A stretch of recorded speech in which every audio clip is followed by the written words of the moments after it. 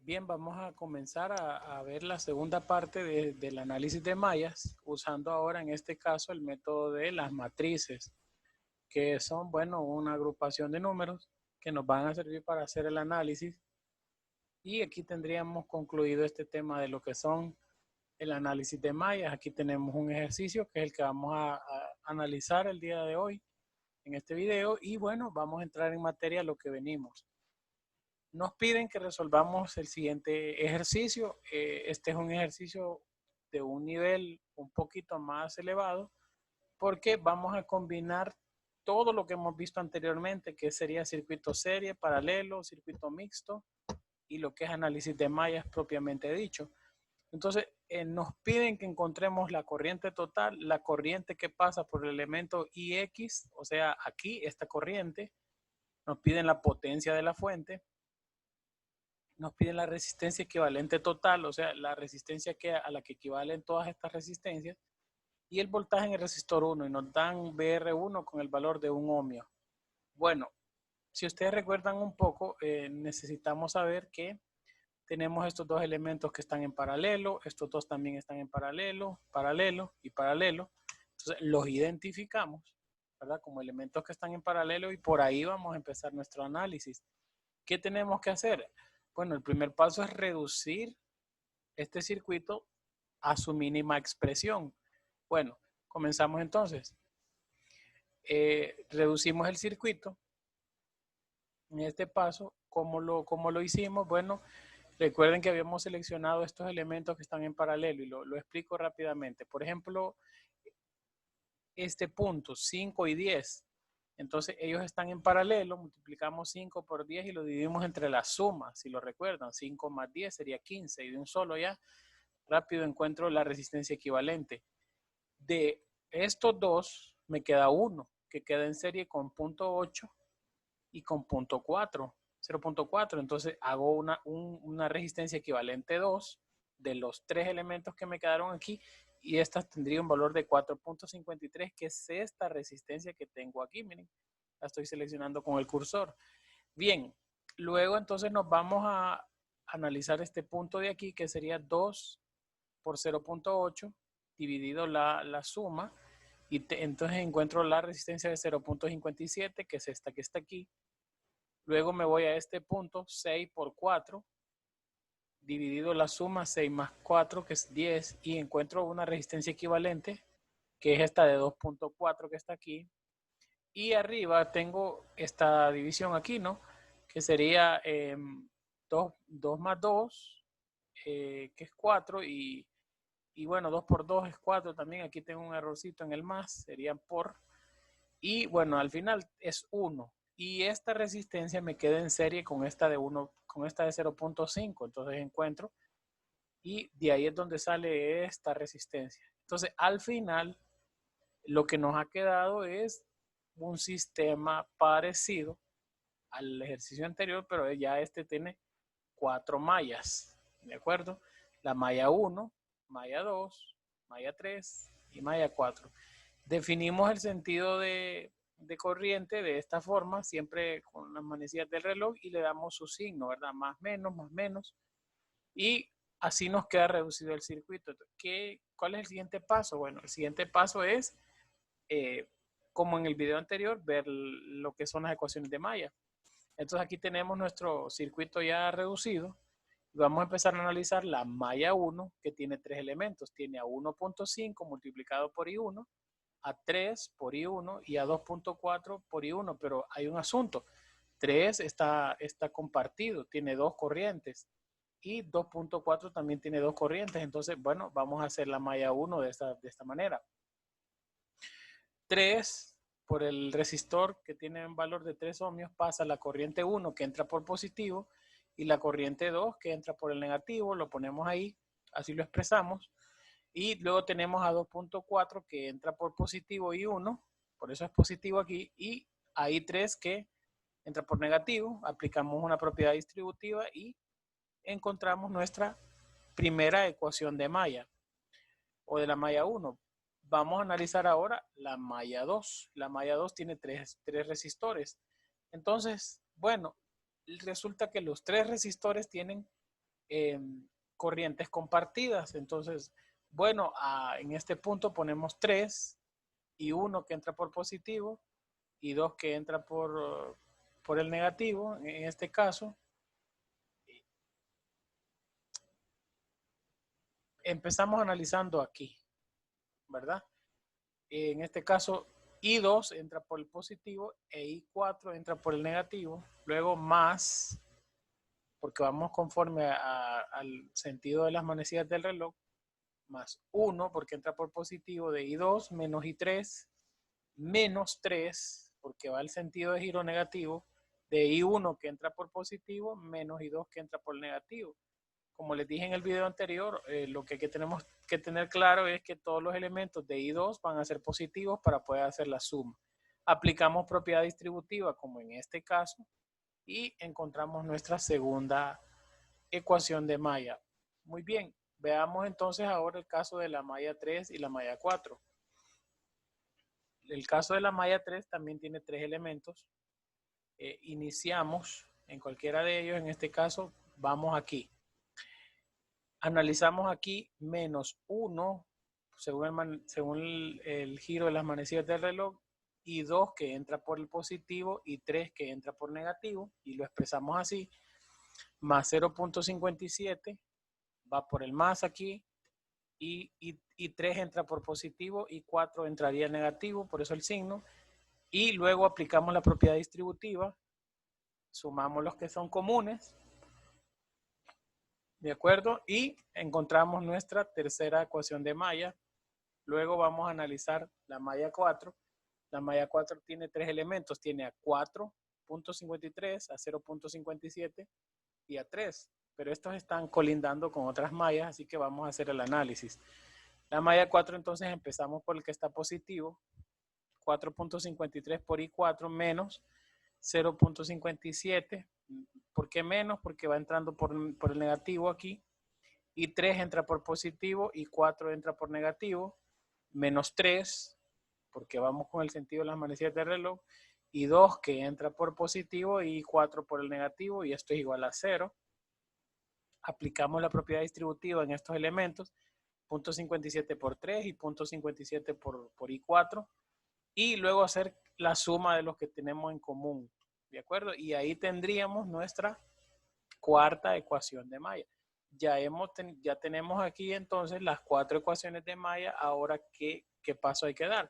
Bueno, hay que conformar la matriz, porque este es el método que estamos utilizando. Aquí no vamos a sustituir valores, sino que lo que vamos a conformar es una matriz. ¿Y de dónde salen estos números que están aquí? Bueno, aquí les tengo previamente preparado el ejemplo. Por ejemplo, en la ecuación de malla 1 teníamos estos valores: 6.9 y 1 menos 3 y 2 menos 2.4 y 3 igual a 680 voltios. Entonces, ¿qué hacemos? Bueno, a 6.9 lo ubicamos aquí, en el elemento 1, 1. A menos 3 lo vamos a ubicar en el elemento 1, 2. A este elemento, menos 2.4 lo vamos a ubicar en el elemento 1, 3. Y, ojo, ¿de dónde aparece este 0? Pues como no tenemos variante I4 aquí, en esta malla no existía I4, entonces le ponemos 0 y a 680 lo mandamos aquí. Y vamos a utilizar el método de Gauss-Jordan. Entonces, ¿qué hay que hacer? Bueno, lo que hay que hacer es ubicar todos los coeficientes numéricos de cada una de las ecuaciones de malla. En el caso de que no haya un elemento en la ecuación de malla, se pone 0. ¿Y qué hacemos? Bueno, vamos a buscar alguna aplicación matemática que nos ayude a poder resolver esta matriz. Yo les recomendé Matrices y Métodos, está en el App Store, lo pueden bajar en sus teléfonos y buscar el método de Gauss-Jordan y resolver la matriz. Entonces, una vez que hemos resuelto la matriz, este sistema nos va a dar 4 respuestas, que son obviamente las 4 variables que tenemos en estos casos aquí. Nos da la corriente 1, que es 234.57 amperios, la corriente 2, que sería 159.04 amperios, la corriente 3, que sería 192.27 amperios, y la corriente 4, que tendría un valor de 72.43 amperios. Estas son las corrientes que están pasando por esas mallas. Debemos de saber que la corriente 1 es la corriente que pasa por la fuente. Entonces, veamos qué sigue.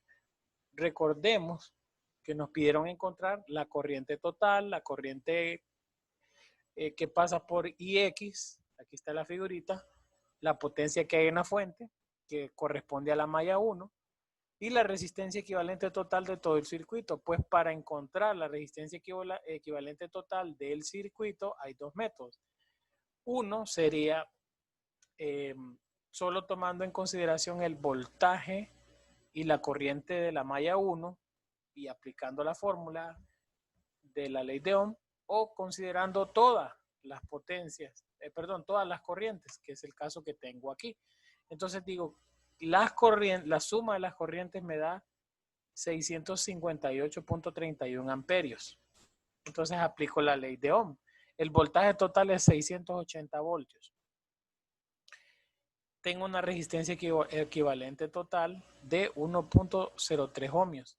Si solo considero la corriente 1, también puedo encontrar una resistencia equivalente total, que sería, habría que hacer la división de 680 entre 634, pero esta es una forma que también puede ser válida para este análisis. Luego, ya tenemos entonces la resistencia equivalente total y la corriente total que pasa por todo el circuito, pero también recordemos que podría ser solamente I1. Eso va a depender de algunos factores que nos puedan convenir a la hora de poder hacer el análisis. La potencia de la fuente, pues es el voltaje que hay en la fuente, en este caso 680 voltios, multiplicado por la corriente que pasa por la fuente. Si ustedes lo recuerdan, la corriente que pasa por esta fuente es la corriente 1. Entonces hacemos la multiplicación y encontramos la potencia de la fuente. Ahora bien, la potencia total usando esta corriente total sería este valor, voltaje total por corriente total, y encontraríamos esta corriente total que tendríamos en este caso, ¿verdad? Para este ejercicio. Recordemos que este solamente es un ejercicio, ¿verdad? Y es un análisis, una de las formas de analizar este tipo de ejercicios. Ahora bien, nos piden encontrar, si ustedes lo tienen en mente, nos piden encontrar el voltaje en el resistor 1, BR1, y la corriente IX. Ojo, la corriente que pasa por este elemento. Entonces, nos venimos a nuestro diagrama y hacemos un par de análisis. Primero que nada, BR1, voltaje en el resistor 1, en este caso que tiene el valor de 1 ohmio. Bueno, sabemos que por BR1 pasan dos corrientes. Pasa la corriente I2 y la corriente I3. Una que entra por el positivo y otra que entra por el negativo. Y hacemos la operación matemática. 159.04 menos 192.97. Este número me queda negativo, por lo tanto el voltaje en el resistor 1 me tiene un sentido. Ojo, que los voltajes negativos en la vida real no existen, pero en los análisis pues de repente nos aparecen estos números negativos que lo único que tienen que lo que significan es el sentido que nosotros tomamos, ¿verdad? El sentido que nosotros tomamos es el incorrecto, pero es parte del análisis. Entonces BR1 nos queda de esta forma. Nos piden que encontremos la corriente IX, pero para encontrar la corriente, si tengo la resistencia, necesito encontrar el voltaje para aplicar la ley de Ohm. Entonces, el voltaje que pasa por IX, por este elemento, el voltaje B en X, es 3.33 multiplicado por la corriente 4. ¿Y de dónde sale 3.33? Si recordamos, muchachos, 5 por 10 entre 15, que es la suma de 5 más 10, nos da 3.33 ohmios. Entonces, yo lo que estoy haciendo es una resistencia equivalente aquí. Y como sé que hay una corriente 4 circulando por esta malla, ¿de acuerdo? De ahí mi auxilio. Y entonces me aparece que mi Vx es 241.19 voltios, el voltaje que pasa por aquí. Pero como yo estoy haciendo una resistencia equivalente de un circuito paralelo, entonces el voltaje que hay aquí y el voltaje que hay aquí es el mismo porque están en paralelo. Y ahora ya puedo calcular IX. ¿IX quién sería? Bx entre 10, que es 10 ohmios, ¿verdad?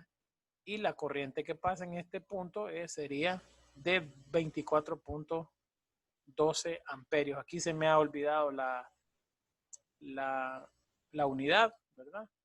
Ahí nos vamos a bajar un puntito en el examen, pero de ahí lo demás todo está bien. Por su atención yo les agradezco mucho, espero que les haya gustado el video. No olviden darle me gusta y suscribirse al canal si es ese su deseo. Así que por mi parte eso es todo, muchachos, que Dios les bendiga.